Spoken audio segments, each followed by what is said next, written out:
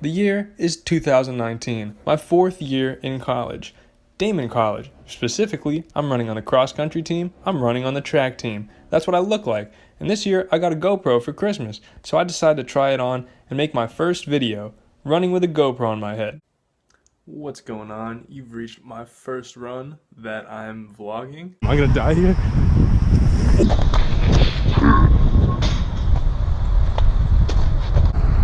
Good thing I caught that on camera. Fucking idiots don't know how to drive. So after realizing how fun that was, I kept strapping the GoPro to my head and making videos while I ran. And, hanging out with my friends and trying to enjoy college the best I could for a kid who kind of spent 4 years trying to figure out what he's trying to do with himself and not really figuring it out. Something I had definitely figured out throughout this process, though, was how to look good and buy a bunch of clothes and a bunch of sneakers, regardless of whether or not I needed more clothes or another pair of sneakers. Eventually, it got to the point where it was a little too much, and that on top of having other friends with a little too much stuff that wouldn't mind making some money off it, I started LuStuff18, my thrift store Instagram page. I'd list everything in my apartment I didn't need, anything friends might have left behind that they weren't coming back for, and more. Coffee machines, kitchen stuff, cat clubhouse, anything I thought someone nearby might be able to benefit from, and hopefully I could make a couple bucks in my free time. Now, this kind of helped me distract myself from the fact that I hadn't exactly accomplished what I had spent 4 years in college trying to do. And that ultimately led to a much sadder Lou. I had 1 more year to go after this one, and I had no prospects. I had no internships lined up when I thought I should have. No disrespect to anyone who helped me along the way. I love you all. But I had no real mentors that I thought were successful enough to trust my future with. So, I dropped out. I moved back into Mama's house. And as much fun as we have together, if you know me, I get my money. My mom does too. So she started charging me rent. So with the help of her gracious gift of a lawnmower, I started my second business, Luruns, which I also had another Instagram page for, which didn't really take off. Unlike the business itself, which was a good little side gig, but I wanted more money, so I got a job at the local Jeep dealer. 45.9. It's just been hanging out. Also, look at this cool hood decal. You love America? Do you love lifted Jeeps? Come check it out. Feel free to call me, make an appointment today. I hope to see you soon. Now at first, things seemed to be going my way. This job seemed to be a good fit for me. I enjoyed it, and as any new side quest does for me, it brought a lot more joy into my life. Finally gave me some sense of direction, So around then, I turned 22, and as the fall rolls on, I don't know if it's because it got colder or what, but less and less folks that like buying used cars from a guy like me came to the dealership, and those who didn't have a lot of money. So my sales went way down. And obviously, this led me to get a little sad and bummed out because, ultimately, I was making a lot less money. Despite my attempts to become better at selling cars, didn't really have the proper management in place at the store I was working at. They didn't have a lot of time, they had other things to worry about, so I couldn't get the training I needed. So I went back to one of my oldest side hustles in the book, something I had been doing since I was like a sophomore in high school, selling weed. This disco shit.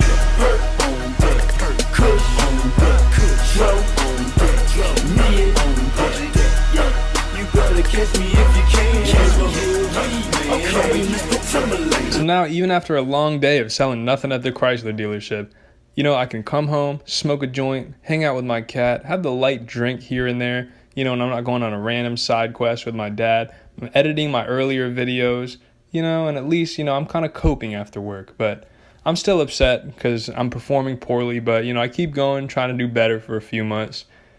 But, that ain't enough. I'm unfulfilled. So ultimately, I end up kicking things up a notch with the coping mechanisms. Get in touch with an old little friend of mine who directs me to the local source of some delicious nose clams. That's right. Now I'm failing to sell cars most days of the week, like 9 to 5, damn near like 6 days a week. I'm coming home, I'm smoking pot, I'm having a drink willy-nilly, and every once in a while, I'm ripping a line or two of that gnarly booger sugar. I'm acting like Charlie Sheen in this bitch, minus the hookers, but still fairly degenerate. So now, I'm working full-time trying to sell cars, I'm working the streets part-time, And under my bed, I've got all kinds of illicit substances in my mama's house.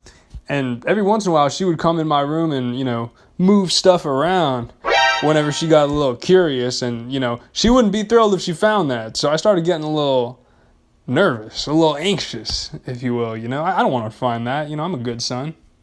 So I did what any good son would do, and I found a better place to put that stuff. Now, if you're degenerate like I was at this time, you're probably thinking, Lou, just toss that stuff in your car. No problem. Just drive safe. Well, A, that's silly, because you get pulled over and look at the cop the wrong way, you might just have him searching all up in your car. And if you find stuff like that, one-way ticket to jail. And this wasn't my car. This car also belonged to Mama. Thanks again for letting me use that, Mama. So I thought if I piss her off, she'll say, give me the keys back. That's my car now. BZ, walk to work. So I didn't really feel safe keeping anything I didn't want her to find in the car either. So naturally, I bought myself a car. From myself. Because I was selling cars, remember? Perfect timing. This beautiful RAV4 popped up on the lot, only a couple years old, not even 100,000 miles, and it was in great shape. And it was a wonderful car. It had all these fancy features that I didn't really need. Cost a little bit of money that I didn't really have, but that's okay because I had great credit. And so I got the Lurav. And once again, all was well in the world. I could stash whatever I wanted inside my mom's house or outside, whatever seemed more appropriate, and I had a cool new car. And I had a job and a half. Still wasn't selling that many cars though, but hey, that month I remember it was a great month because on top of selling myself a car, I had sold a couple other folks some cars. Hence, why I was buying stupid things that I didn't really need. But hey, that was a wonderful Christmas because that was right before Christmas. No one gets me great Christmas gifts like I do. So Christmas and New Year's come and go. Now it's 2020. Still working at the Chrysler dealership. In my free time, I'm doing DoorDash and, extracurricular activities like hanging out with my friends, which actually leads to me getting my first apartment. Finally moved out of Mama's house. This building right here is I wanted to show y'all. This is where I go to get my caffeine fix about every day. Here we have the Starbucks machine. Got a few choices. You got coffee, several coffees, chai, hot chocolate, or just water, selection of teas, whatever you want. Just thought I'd come back to the residence for a little bit, take a chill pill because there's no orders coming in right now, and maybe start editing this vlog. You got the gym in here too. Ooh. You know what I mean? Get your cardio on. They got a Stairmaster. I've been hitting that up. Unfortunately, shortly after moving into my apartment, I lost my job at the Chrysler dealership. But with all the other things going for me, I just kicked it into high gear with the DoorDash and extracurricular sales activities I was doing, selling loose stuff, clothing, and even kind of dipped and dabbled into the whole Scarface thing, a little bit, allegedly. Now, fortunately, with all these side hustles, I was able to make enough money to cover my bills, and then some. I was finally working on my own schedule, and I was working for myself, and I could stop whenever I wanted, and pick back up whenever I wanted. And this brought me much joy, as ideally, this is the way I work. I'd never been able to have a schedule like this in my life, and it felt like, my life kind of finally made sense. Now, upon finally setting up the ideal routine for my life, I was taking care of business, getting my money, and I had a lot more free time than I ever had. So much free time that eventually, it was time to try out some new experiments, Maybe do things I've never done, like go out to a bar, I mean, not that I had never done that, but maybe drive to go out to a new bar in my new car. And maybe fuck around and forget how much I drank and end up getting a DUI. DWI, actually.